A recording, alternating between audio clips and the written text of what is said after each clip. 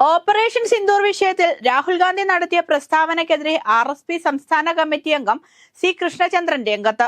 എത്ര യുദ്ധവിമാനങ്ങൾ ഇന്ത്യക്ക് നഷ്ടപ്പെട്ടെന്ന രാഹുൽ ഗാന്ധിയുടെ ചോദ്യം അനവസരത്തിലുള്ളതും അനുചിതവുമാണെന്ന് കൃഷ്ണചന്ദ്രൻ തന്റെ ഫേസ്ബുക്കിൽ കുറിച്ചു. ഗൂഢമായ രാഷ്ട്രീയ ലക്ഷ്യത്തോടെയുള്ള പരാമർശങ്ങൾ ഒരു രാഷ്ട്രീയ പാർട്ടിക്കും ഗുണം ചെയ്യില്ല. ഇന്ത്യയുടെ വിജയത്തിന് ഒപ്പം നിൽക്കേണ്ട സമയത്താണ് രാഹുൽ ഗാന്ധി ഇത്തരം പ്രസ്താവന നടത്തിയതെന്നും സി കൃഷ്ണചന്ദ്രൻ കുറ്റപ്പെടുത്തി.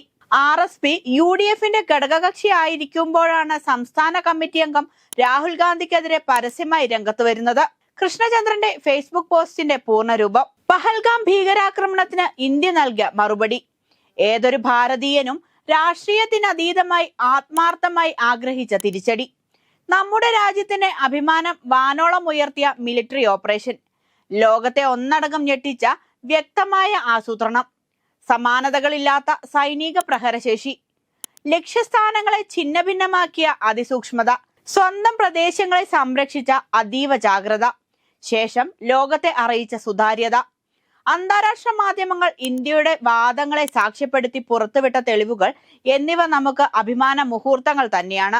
ഇന്ത്യയിൽ ഏറ്റവും കൂടുതൽ സിന്ദൂർ കൃഷി ചെയ്യുന്ന കാശ്മീരിൽ നടന്ന തീവ്രവാദ കൂട്ടക്കൊലയിൽ നമ്മുടെ രാജ്യം തിരിച്ചടിക്കുമ്പോൾ നൽകിയ ഓപ്പറേഷൻ സിന്ദൂർ എന്ന പേരും രാജ്യത്തെ അഭിസംബോധന ചെയ്യാൻ കാശ്മീർ സ്വദേശികളായ വിദേശകാര്യ സെക്രട്ടറി വിക്രം മിശ്രയ്ക്കൊപ്പം colonel Sofia Qureshi, wing commander Vyomika Singh എന്നിവരെ നിയോഗിച്ചതും കര, നാവിക, വ്യോമസേന ഉദ്യോഗസ്ഥർ ഉപഗ്രഹ ചിത്രങ്ങളുമായി ഓരോ ആക്രമണങ്ങളെയും ഇഴകീറി മാധ്യമങ്ങൾക്ക് മുന്നിൽ സമഗ്രമായി വിശദീകരിച്ചതും ഈ അവസരത്തിൽ ഓർക്കേണ്ടതുണ്ട്. നിർണായക ഘട്ടത്തിൽ കേന്ദ്ര സർക്കാരിന് നിരുപാധിക പിന്തുണ നൽകിയ പ്രതിപക്ഷ നേതാവ് രാഹുൽ ഗാന്ധി ഓപ്പറേഷൻ സിന്ദൂറിനെ നിശിതമായി നിരന്തരമായി വിമർശിച്ചിരുന്ന, പരിധി വിട്ട് പരിഹസിച്ചിരുന്ന പ്രവീൺ സാഗ്നി എന്നയാളുടെ പോസ്റ്റിനെ ആധാരമാക്കി നടത്തിയ കഴിഞ്ഞ ദിവസത്തെ പോസ്റ്റിലെ ചോദ്യം അനവസരത്തിലാണ്, അനുചിതമാണ്. യുദ്ധമാകുമ്പോൾ നാശനഷ്ടങ്ങൾ സ്വാഭാവികമാണ്. നമ്മുടെ എല്ലാ പൈലറ്റുമാരും സുരക്ഷിതരാണ് എന്ന ഔദ്യോഗിക വിശദീകരണത്തിൽ എല്ലാം അടങ്ങിയിട്ടുണ്ട്. യുദ്ധത്തിൽ നാശനഷ്ടങ്ങൾ പരസ്യമായി വെളിപ്പെടുത്താതെ രാജ്യത്തെ ജനങ്ങളിൽ അരക്ഷിതാവസ്ഥയും അങ്കലാപ്പും സൃഷ്ടിക്കാതിരിക്കാൻ ശ്രമിക്കുക എന്നതാണ് ഏതൊരു ഭരണകൂടവും ചെയ്യുന്നത്. അത്രയും നാശനഷ്ടങ്ങൾ ഏറ്റുവാങ്ങിയ പാകിസ്ഥാൻ പോലും പരസ്യമായി അവകാശപ്പെടുന്നത് വിജയം അവർക്കാണെന്നാണ്. നമ്മുടെ രാജ്യത്തിന്റെ മികവ് അന്താരാഷ്ട്ര സമൂഹത്തിൽ തിളങ്ങി നിൽക്കുമ്പോഴുള്ള ഇത്തരത്തിലുള്ള സംശയങ്ങളും പരസ്യ സംവാദങ്ങളും വെളിപ്പെടുത്തലുകളും വിഴുപ്പലക്കലുകളും ഓരോ ഭാരതീയനും ഇപ്പോൾ ആഗ്രഹിക്കുന്നില്ല എന്ന യാഥാർത്ഥ്യം ഉൾക്കൊള്ളണം.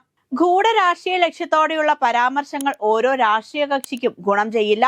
എക്കാലത്തും ദേശീയതയുടെ മറപിടിച്ച് രാഷ്ട്രീയ നേട്ടത്തിനായി വലവിരിക്കുന്ന BJPയുടെ വലയിൽ ശശി തരൂർ വിഷയത്തിൽ ഇതിനോടകം തന്നെ വീണിട്ടും വീണ്ടും വീണ്ടും കോൺഗ്രസ് വിവാദത്തിൽ പെടരുത്.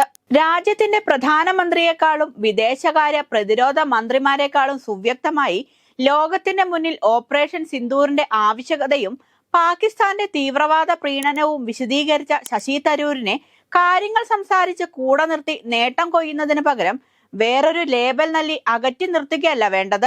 പ്രതിനിധി സംഘത്തിലേക്ക് കോൺഗ്രസ് നിർദ്ദേശിച്ച 4 പേരെക്കാൾ പേരും പെരുമയും അനുഭവജ്ഞാനവുമുള്ള എത്രയോ നേതാക്കൾ കോൺഗ്രസ് പാർട്ടിയിലുണ്ട്. സാധാരണ സാഹചര്യങ്ങളിൽ പതിവ് പടിയെന്നോണം നയതന്ത്ര സംഘങ്ങൾ വിദേശ രാജ്യങ്ങൾ സന്ദർശിക്കാൻ പോകുന്നത് പോലെയല്ലല്ലോ ഈ അസാധാരണ സാഹചര്യം. അമേരിക്കയിലുള്ള അന്താരാഷ്ട്ര പ്രതിനിധി സംഘത്തെ നയിക്കുമ്പോൾ പാർലമെന്റിലെ വിദേശകാര്യ കമ്മിറ്റിയുടെ ചെയർപേഴ്സണല്ലേ ആ സംഘത്തിന്റെ ലീഡറാകേണ്ടത്. വ്യക്തിപരമായ അംഗീകാരവും ഔന്നത്യവും വിഷയത്തെക്കുറിച്ച് ഗഹനമായ ചരിത്ര അവബോധവും പരിചയസമ്പന്നതയും തീർച്ചയായും പരിഗണിക്കപ്പെടുക തന്നെ വേണം. ശശി തരൂറിന്റെ വാക്കുകൾ തന്നെ കടമെടുത്താൽ രാഷ്ട്രമുണ്ടെങ്കിലേ രാഷ്ട്രീയത്തിന് പ്രസക്തിയുള്ളൂ. കൂട്ടിച്ചേർക്കാനുള്ളത് ഇതാണ്: രാഷ്ട്രബോധവും രാഷ്ട്രീയ ബോധവും പ്രസക്തമാണ്.